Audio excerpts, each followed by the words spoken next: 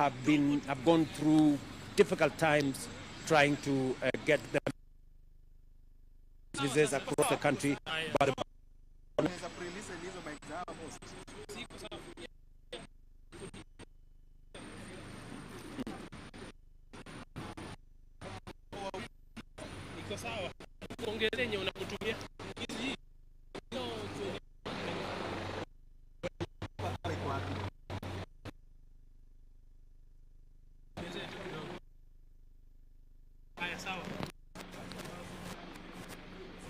kwanza mradi huu wa barabara hii ya kilomita 230, kwa sababu tutakuwa na barabara kutoka pale Kamandura kufika hapa kufika Naivasha, na kutakuwa hiyo ni barabara leni 4, alafu kupitia chini barabara ambayo inatoka Kamandura kwenda chini Mai Mahiu, alafu baadaye kuja Naivasha leni 4, kutoka Naivasha kupitia hapa Gilgil kwenda Nakuru itakuwa barabara leni 6, na kutoka Nakuru leni 4 zingine mpaka Mai Mahiu. Hiyo barabara yote, namba ya kwanza, itaajiri vijana zaidi ya 15,000. Jambo la pili, tutakuwa na suppliers, wale wafanyabiashara wa hapa, wafanyabiashara wa simiti, wafanyabiashara wa chuma, wafanyabiashara ya mawe, wafanyabiashara wa kware, wafanyabiashara wa kokoto. Hiyo biashara zote quarries ambazo ziko hapa waanze kujipanga, kwa sababu wao ndio watasupply zile material ambayo itatumika katika hii barabara. Jambo la tatu, wale wote ambao wanaishi katika sehemu hii, pia wakati barabara hii inajengwa kutakuwa na biashara ya aina tofauti tofauti, na tumehakikisha ya kwamba katika barabara hii kutakuwa hapa na interchange ya kupeleka watu kwenda why do we have to have a loudspeaker, you know, interchange ya kwenda hapa Gilgil. Kutakuwa na interchange viaduct actually pale Nakuru, na tutahakikisha kwamba zile barabara ambazo ni za sehemu hii, kama moja ya kutoka mahali inaitwa Kanyariri pale kwenda Gilgil, tutatengeneza hiyo barabara iwe ni barabara mbadala, you know, alternative route wakati hii barabara inajengwa. Pia tutaangalia barabara ingine, kuna barabara ingine hapa Kikopei inaenda ikielekea Naivasha, pia hiyo tutaangalia, ndio tuhakikisha kwamba hiyo sehemu yote pia inashughuliwa barabara za hapa. So there is already a huge support to the community here, the business people here, those who will be supplying sand, those who will be supplying concrete, those who will be supplying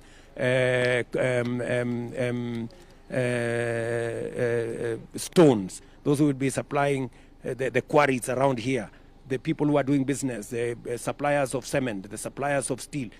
All those people will be in the equation as we develop this road.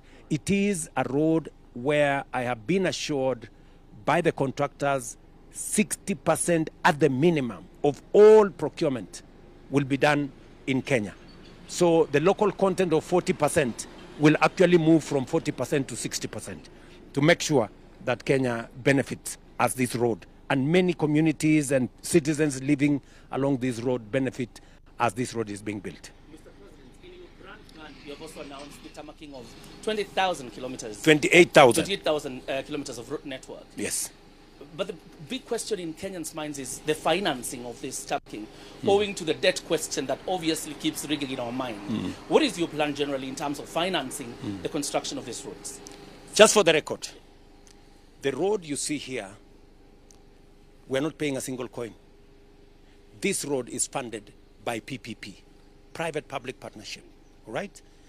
The 2,500 kilometers of tarmac that I have said, highway, the 2,500 kilometers of highway will be funded again by the same private-public partnership, innovative financing.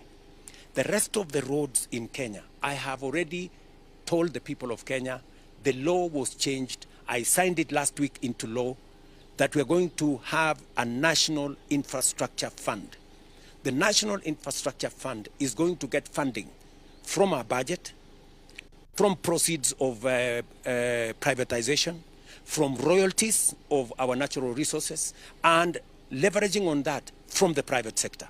So we looking at a new way of financing that does not lead Kenya into more borrowing, that does not lead Kenya into taxes, but is innovative, using the assets that we already have, using the resources that we already have. We can transform, we can use those resources to raise additional funding, to securitize, to leverage on our capital markets, to leverage on those resources to raise additional funding. We have a lot of resources in the private sector, but unless you have an instrument, a mechanism, an agile, tool for you to use in leveraging the private sector, you will not be able to achieve the resources that would transform this country. And that is why I am very clear in my mind, and I want to tell the good people of Kenya, the people who have given me an opportunity to be president and to lead this nation, I want to assure them that the 5 trillion plan, by next year, 2026, I already have a plan on how we are going to raise half that amount to next year, and then in the coming year, and run all these projects, because this is what ambition is all about. This is what big thinking is all about. This is about what creativity and innovation is all about. This is what other countries have done. They haven't done any miracles. They've just organized their resources, they've organized themselves, they've thought better, they have planned smarter, and that is how Kenya is going to move forward. When I said we are going to do affordable housing, markets and hostels, many people did not believe it. Today, we have signed contracts of 600 billion. In this county alone of Nakuru, we have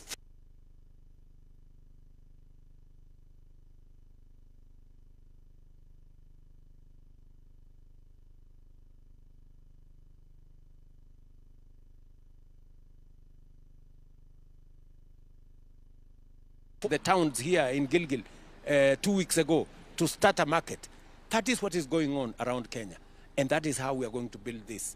And let me tell you, the challenge they have always had is small, making average what is the norm and acceptable. We must get rid of that. We must think bigger, we must plan smarter. Let me follow up that question very quickly before Nsare comes in, and particularly PPP, because the rate of CRBC, for example, evokes those emotions of, is this another,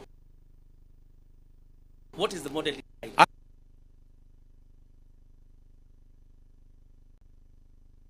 Is being invested by private sector people. CRBC themselves are putting in their own money. This is going to be a toll road where they will recover their money slowly, the same way we built the expressway. The expressway is the best thing we have done in Kenya. It has made the travel from Jomo Kenyatta, which was sometimes 2-3 in the government of Kenya. That is how world-class infrastructure is delivered by countries around the world. Kenya is not going to be an exception. Mheshimiwa Rais, kufuatilia swala hilo umezungumzia zile ada ambazo zinatozwa watumiaji wa barabara hii, na mara nyingi jiuliza labda haya matozo serikali imeweka mikakati ipi kuhakikisha matozo hayo yatakuwa nafuu? Tayari wananchi wengi wanatumia pesa nyingi. Kukiwa na jam hapa, pesa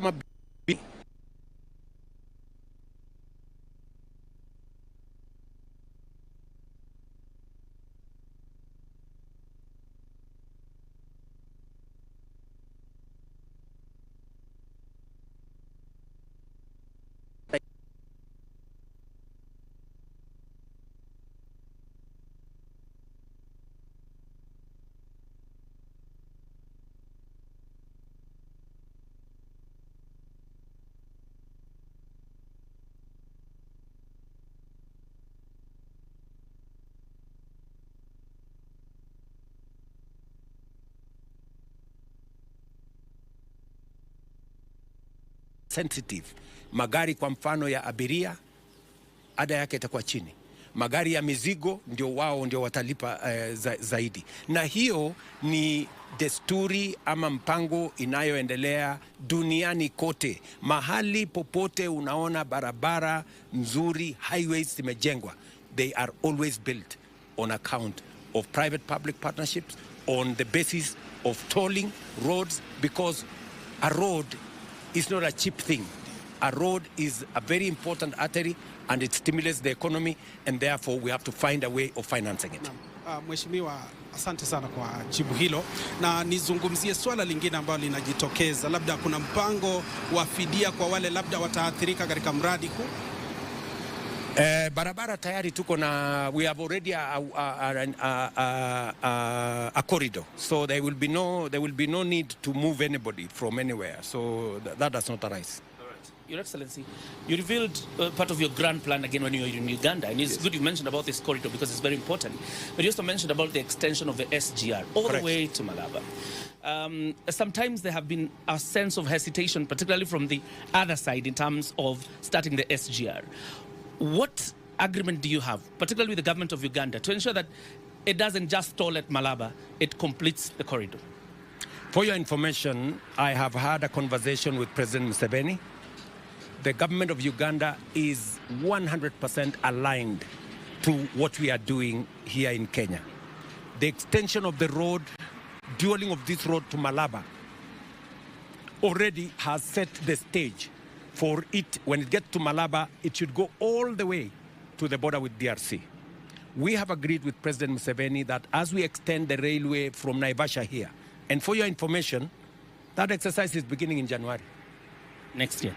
Yes. In another 2 months, I will be back here because we are already working on how to finance that facility. It will go to Kisumu and go to Malaba. That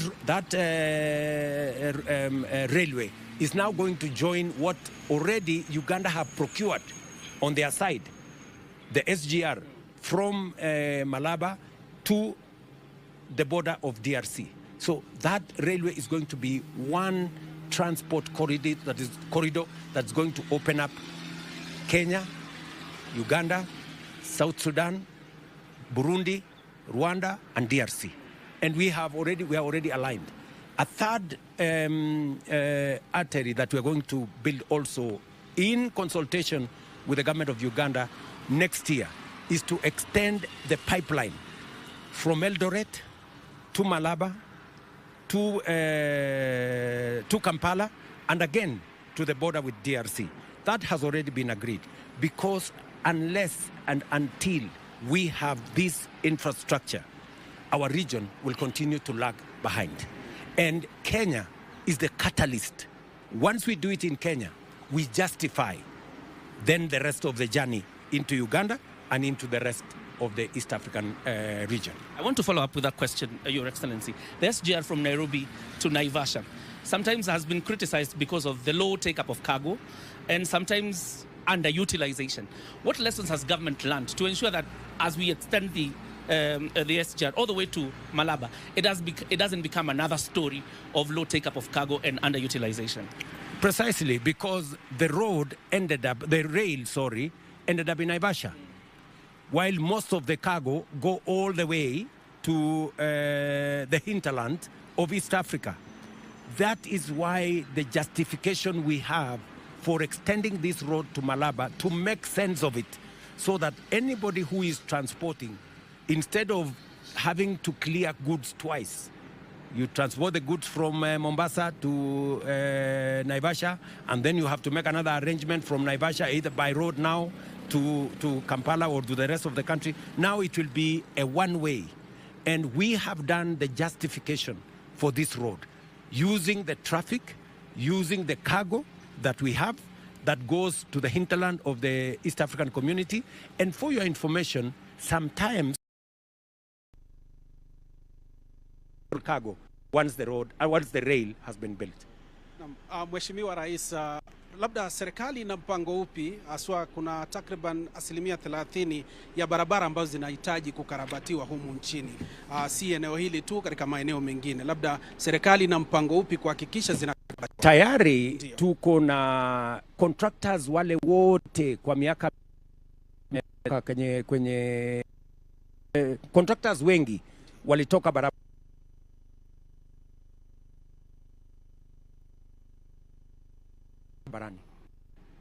na tuko na awamu ya pili. Tumelipa 80%, tunalipa 20% kabla ya Disemba. Tuko na program ingine ambayo itatupatia another 120 million yenye itasukuma ujenzi hizo barabara zote sasa zimeanzishwa.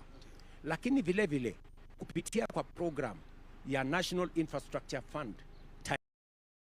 % kabla ya Disemba, tuko na program ingine ambayo itatupatia another 120 billion next year yenye itasukuma ujenzi wa hizo barabara zote mpaka zikamilike by 2027. Hizo barabara zote ambazo kwa sasa zimeanzishwa. Lakini vile vile kupitia kwa program ya National Infrastructure Fund tayari nimeambia wizara wafanya mapping ya kilomita zingine 28,000 ambazo tutaanza next year wakati tume roll into action National Infrastructure Fund. So from next year utaona, Wakenya wataona barabara mpya zikitangazwa kupitia kwa ile program nao tutakuwa nayo na hazina tutakuwa nayo maalum ya National Infrastructure Fund, kwa sababu pale nyuma pesa zetu, na pia tuchanganye hiyo pesa na pesa ya private sector. Watu wa private sector wengi wako tayari kushirikiana na serikali tukiwa na mpango, na ndio sababu tumetengeneza bank ama fund ya National Infrastructure Fund. Na Mheshimiwa, umezungumzia swala hilo kwa undani zaidi, lakini tunafahamu fika mara nyingi wakandarasi unapata kwamba wameanzisha mradi wanachelewa kukamilisha. Labda ni mikakati ipi imewekwa kuhakikisha yule mwanakandarasi ambaye amepewa hiyo kazi anaitamatisha na anakuwa accountable? Unajua, ukijenga barabara kutumia budget ya serikali, serikali isipolipa yule mwanakandarasi anasimama kwa sababu hana mpango mwingine.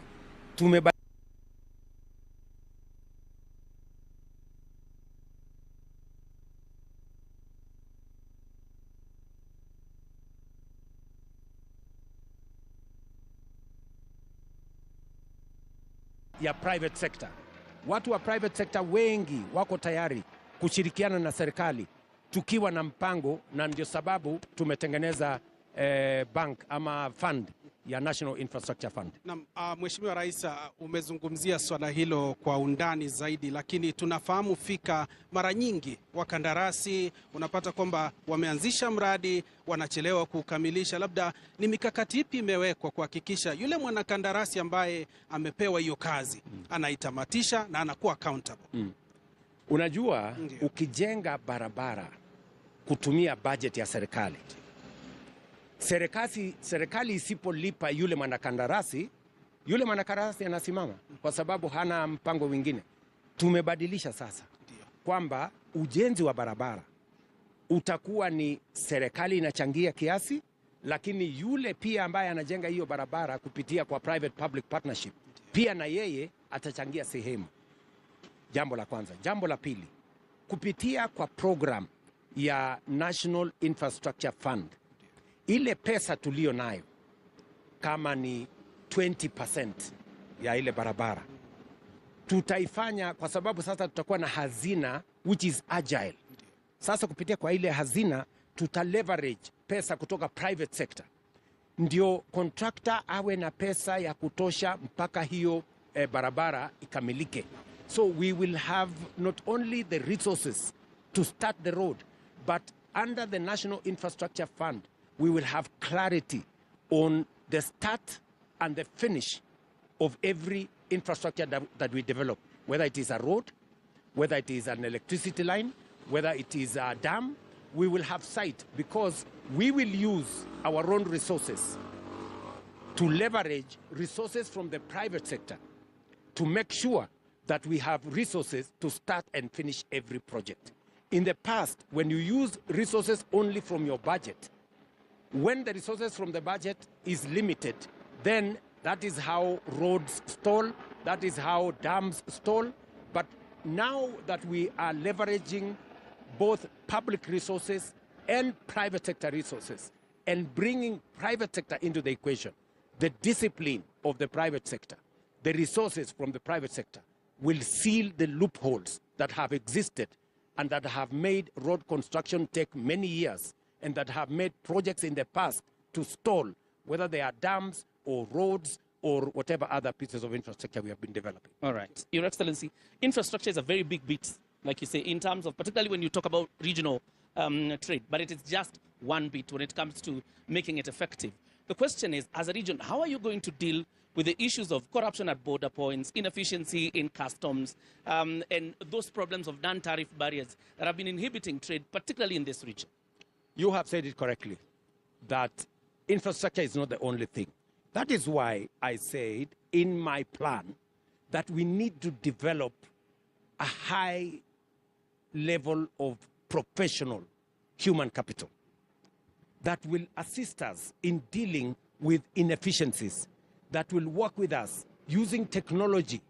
Because if you saw my plan, I have said we're not only going to develop high quality infrastructure, high quality human capital, we're going to leverage on technology, we're going to leverage on AI, we're going to digitize, and we are going to use technology to fight corruption, to eliminate inefficiency, to eliminate dark corners. Because once the whole processes of government, and that's what I have done for the last 3 years, digitize all government services so that we eliminate transactions in cash, we eliminate subjective judgments by individuals. We are now currently going on to e-procurement so that government procurement is in the open. There is no tender in the dark. There is no corruption. There is no favoritism. There is no underhand dealings. That is how we are going to take this country. And that is why in my plan I said human capital is going to be a very big part of my plan. Digitization is going to be a very big part. Leveraging on technology, bringing on board AI is going to be a very big part of technology. But that's not also just what is enough. I have also said that we also are impeded sometimes by matters to do with energy. How much energy do we have? We have said we're going to develop another 10,000 megawatts of energy. We have the instruments to do it. We have been doing it in terms of public-private partnership, leveraging on power purchase agreements. We need to think bigger. And finally, I have also said that we have to be a net exporter of goods, services, and products from Kenya. As we talk today, on one thing alone, on food, we are importing 500 billion. We first need to plug that. And that is why I'm insisting that we need to develop water harvesting, water storage infrastructure, dams, micro dams, mega dams, mini dams, to make sure that we grow enough food and we become a net exporter of many things, because we already have the markets. We have a market in Europe, which was open to us last year, a market of 450 million people, 26 countries. We have a market in the United States. We have a market in China, and we have the biggest market in Africa, the Africa Continental Free Trade Area. We must leverage on those markets to drive our economy, to drive the transformation of our agriculture, and combine all the things I have told you, from agricultural transformation to increase our exports, from human capital development, to make sure that we leverage on technology, to be efficient, to be effective, to reduce corruption, making sure that we have transport and logistics, our roads infrastructure, highway infrastructure, seaport infrastructure. I have told you that next year we're going to advertise for the construction of a new airport at Jomo Kenyatta International Airport, making sure that we have energy to be able to drive new technology. That power is going to power county aggregation and industrial parks, all our markets, all our special economic zones, or our export economic zones to make sure that our manufacturing, our industrialization moves to the next level. Because if we do not manufacture, if we do not add value, we will not create jobs. About the next generation. That in the next 30 years, when I will be 90, I want this country to be a first world country. All right, Your Excellency, I want to follow up very quickly because we are almost winding up. You mentioned about the co-owning of the Kenya pipeline with Uganda. Again, also private investors are allowed in. You've had your critics accuse you of auctioning national strategic assets. How do you respond? You know, those people are small thinkers. You know, the pipeline is not going to leave Kenya. The pipeline is a Kenyan asset. But we can leverage on that asset to do much more than the pipeline. The pipeline is already doing a service for us. You know, the pipeline is, if you compare the dividends that we get from having the pipeline, they are way smaller to the benefits we can get by leveraging on that asset to build new assets. The resources I am talking about that will be used for development of infrastructure will come from assets like the Kenya pipeline. And Uganda is going to pay for it. Private sector is going to pay for it. Ordinary Kenyans are going to own part of it. What, don't you want to own a piece of Kenya pipeline? Every Kenyan wants to own a piece of Kenya pipeline. They will be making money to the extent of the ownership they make. But it will free resources for government of Kenya to develop other assets. We have an asset in Kenya pipeline, but we can use the asset we have in Kenya pipeline to develop another 3-4 assets as big as Kenya pipeline. That is the innovation. That is the broad, bigger thinking that needs to go into this. Mheshimiwa Rais, umezungumzia hilo swala kwa kina, na hivi sasa tunapozungumza katika uongozi kamilifu. I have to go. Ndio tunakamilisha Mheshimiwa Rais. Katika uongozi kamilifu lazima kuna wale wanaunga mkono na kuna wale ambao wanapinga miradi mbalimbali. Labda viongozi ambao wako katika mradi huu na miradi mingine, ungependa kushirikiana nao kivipi, au mpango upi uko nao katika kufanikisha miradi kama hii? Umesema vizuri. Ndio. Kuna wale wanaunga mkono. Ndio. Kuna wale wako na maoni tofauti. Na kuna wale wanapinga. Shida niliyoko nayo ni kwamba wale ambao wako sasa hawana maoni tofauti, ni wakupinga. You know, wanapinga SHA, hawana maoni tofauti. Wanasema turudi ile ya NHIF ambayo ilikuwa na watu milioni 7. Tumefikisha watu milioni 27. Wanasema turudi ile ya zamani. Wanapinga funding model. Wanasema turudi ile ilikuwa imefunga universities zetu karibu 20 ilikuwa bankrupt. Wanasema turudi huko. Wanapinga barabara kama hii. So mimi ningependa kusema ni Kenya ni nchi ya demokrasia. Kama William Ruto, serikali ya broad based iko na sera ya kujenga barabara, ya kujenga reli, ya kubadilisha mfumo wa elimu, ya kuweka new funding model, ya kupunguza gharama ya production, kupunguza gharama ya fertilizer, ya kuwa na universal health coverage. Tafadhali tafuta sera mbadala, uzia wa Kenya. Lakini hawa ambao tuko nao sasa hawana sera mbadala, hawana mpango mbadala, hawana agenda mbadala, wanapinga. Hapo sasa ndio Kenya yarudi nyuma. We need a brand of leadership that looks at a plan, and sometimes you must admit if a plan is good, even if you are in a different formation, you should have the fortitude and the courage to say this is a good plan. And if it is not a good plan, propose an alternative plan. But don't just oppose. The problem we have is that we have people today, if you listen to them, what are they talking about? One term. Kasongo must go. What is Kasongo? One term must go. What is it about? It's about William Ruto. It's about a person. It's about the next election. You know, that is how we fail as a nation. If the whole of your political psyche is about a person, is about the next election, where are the people of Kenya? Where is the next generation? I would want to persuade colleagues, leaders like myself, in other formations, please, this is our country. Let us make it better. If you think my plan is good, develop a better one and tell the people of Kenya. Let us avoid the politics of ethnicity. Let us avoid the politics of personality cults. Let us avoid the politics of division and negativity. This is our country.